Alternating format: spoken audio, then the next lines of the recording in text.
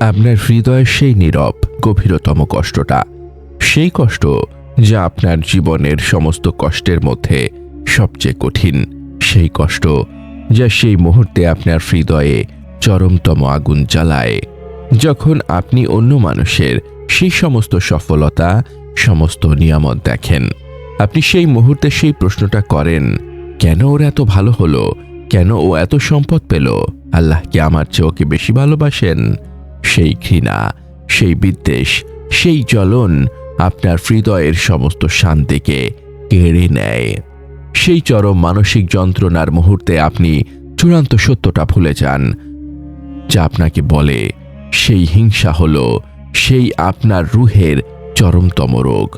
সেই রোগ আল্লাহর ফয়সালাকে চরমতমভাবে অস্বীকার করে। আপনি কি সেই আধ্যাত্মিক সত্যটা জানতে প্রস্তুত, যা আপনাকে বলবে সেই হাসাদ হলো সেই আপনার জীবনের সমস্ত আমলকে চূড়ান্তভাবে পুড়িয়ে ফেলার নীরব আগুন? আপনি কি সেই শক্তিটা জানতে প্রস্তুত, যা আপনার জীবনকে আল্লাহর সেই ওয়াদা দিয়ে পূর্ণ করবে, যা আপনাকে সমস্ত মানসিক চাপ থেকে মুক্ত করে চূড়ান্ত শান্তি দেবে, যা আপনাকে হিংসার সেই সমস্ত বন্ধন থেকে চূড়ান্তভাবে রক্ষা করবে? আসসালামু আলাইকুম ওয়া রাহমাতুল্লাহ। আজকের কথাগুলো সেই সব হৃদয়ের জন্য যারা অন্যের ভালো দেখে হিংসা বা বিদ্বেষে ভুগছেন, যারা ভুলে গেছেন আপনার জীবনের সমস্ত কষ্টের মালিক একমাত্র আল্লাহ। আজ আমরা কথা বলবো হিংসার ভয়াবহতা, এটি কিভাবে নেক আমল ধ্বংস করে এবং অন্তরকে কলুষিত করে। আমরা জানব কেন সেই হিংসা হলো চূড়ান্ত ধ্বংসের পথ, আর কিভাবে আপনার সেই জীবনকে আল্লাহর পথে ব্যবহার করে আপনি আপনার জীবনের চূড়ান্ত সফলতা লাভ করতে পারেন। আপনার ঈমানি জীবনকে আরো সমৃদ্ধ করতে চান? আমাদের ব্লগে পড়ুন অনুপ্রেরণামূলক প্রবন্ধ, শুনুন হৃদয় ছোঁয়া অডিও এবং আপনার জীবনের প্রতিটি প্রশ্নের ইসলামিক সমাধান খুঁজে নিন। আজই ভিজিট করুন আমাদের ওয়েবসাইট www.umakantha.com। হিংসা সেই নীরব আগুন ও তার প্রকৃতি। হিংসা হল সেই অন্তরের চরমতম রোগ, সেই রোগ সমস্ত মানুষের সমস্ত নিয়ামত ধ্বংস হয়ে যাক এই কামনা করে। সেই কামনা আল্লাহর চূড়ান্ত ফয়সালাকে চরমতমভাবে অস্বীকার করে। এই রোগ সমস্ত মানুষের সমস্ত ঈমানকে চূড়ান্তভাবে নষ্ট করে দেয়। কোরআনের ঘোষণা, হিংসা ও তার উৎস। আল্লাহ কোরআনে সেই হিংসাকে চরমতম অমঙ্গল হিসেবে বর্ণনা করেছেন। সেই অমঙ্গল আল্লাহর কাছে চূড়ান্ত ভয়াবহ।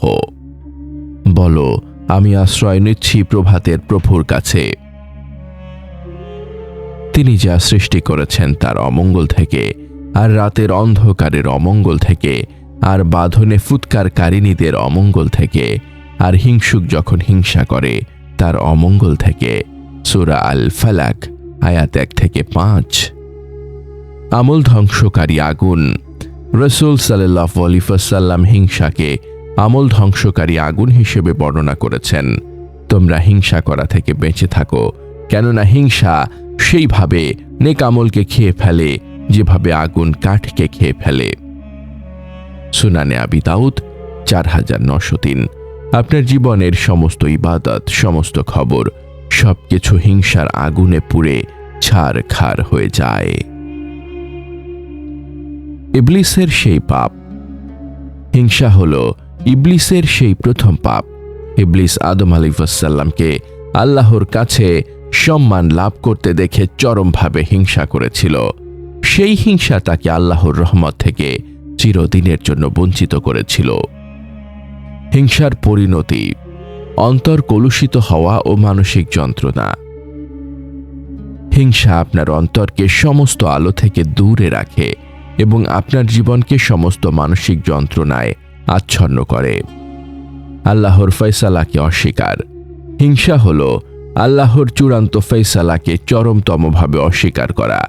আপনি সেই মুহূর্তে আল্লাহর সমস্ত নিয়ামত, সমস্ত বন্টনে চূড়ান্তভাবে অসন্তুষ্ট থাকেন। অন্তরের কলুষতা। হিংসা আপনার হৃদয়কে সমস্ত শান্তি, সমস্ত ভালোবাসা থেকে চূড়ান্তভাবে দূরে রাখে। আপনার হৃদয় সমস্ত পাপ, সমস্ত বিদ্বেষ, চরমতমভাবে আচ্ছন্ন থাকে। নিঃসঙ্গতা ও বিচ্ছিন্নতা, হিংসা আপনার জীবনকে সমস্ত মানুষের সমস্ত সম্পর্ক থেকে চূড়ান্তভাবে বিচ্ছিন্ন করে। সেই নিঃসঙ্গতা আপনার জীবনকে চরম হতাশায় ডুবিয়ে দেয়। মোকাবেলার কৌশল, মুবাহালা ও তওবা। সেই হিংসার সমস্ত বন্ধন থেকে মুক্ত হয়ে আপনার জীবনকে চূড়ান্ত শান্তি দিয়ে পূর্ণ করতে এই কৌশলগুলো অবলম্বন করুন। মুবাহালা, নিজের জন্য দোয়া। যখন আপনার হৃদয়ে হিংসার সমস্ত অনুভূতি আসে, আপনি সেই মুহূর্তে মানুষের জন্য দোয়া করুন। আপনি সেই আল্লাহর কাছে নিয়ামত চান। সেই দোয়া আপনার হৃদয়ের সমস্ত হিংসাকে চূড়ান্তভাবে দূরীভূত করে দেবে। আল হাকিম, পরম প্রজ্ঞাময় স্মরণ। আপনি আল্লাহর সেই নাম আল হাকিম স্মরণ করুন। আল্লাহর সেই সমস্ত বন্টনে চূড়ান্তভাবে সন্তুষ্ট থাকুন। ইস্তেগফার ও তওবা। আপনার জীবনের সেই সমস্ত পাপের জন্য আল্লাহর কাছে খাঁটি তওবা করুন। সেই তওবা আপনার জীবনের সমস্ত বন্ধন থেকে আপনাকে মুক্ত করে দেবে। জীবনের সেই জাগরণ এখন থেকেই শুরু। আপনার সেই জীবনের সেই সমস্ত আলস্য দূর করে চূড়ান্ত সফলতা অর্জন করুন। সাদাকা। আপনি সেই সাদাকার মাধ্যমে আপনার জীবনকে আল্লাহর পথে ব্যবহার করুন। সেই সাদাকা আপনার জীবনের সমস্ত বন্ধন থেকে আপনাকে মুক্ত করে দেবে। কোরআনের সাথে সম্পর্ক। আপনি কোরআনকে সেই চূড়ান্ত বন্ধু বানান।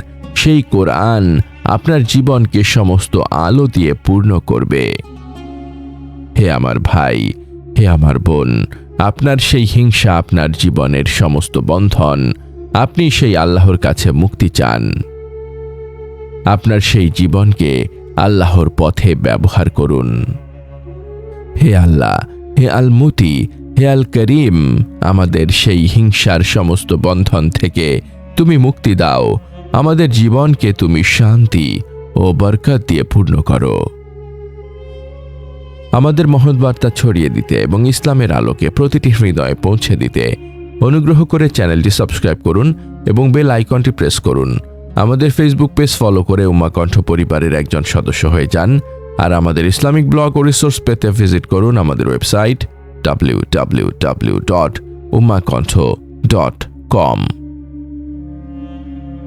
আপনার হৃদয়ের সেই নীরব গভীরতম কষ্টটা, সেই কষ্ট যা আপনার জীবনের সমস্ত কষ্টের মধ্যে সবচেয়ে কঠিন, সেই কষ্ট যা সেই মুহূর্তে আপনার হৃদয়ে চরমতম আগুন জ্বালায়, যখন আপনি অন্য মানুষের সেই সমস্ত সফলতা, সমস্ত নিয়ামত দেখেন।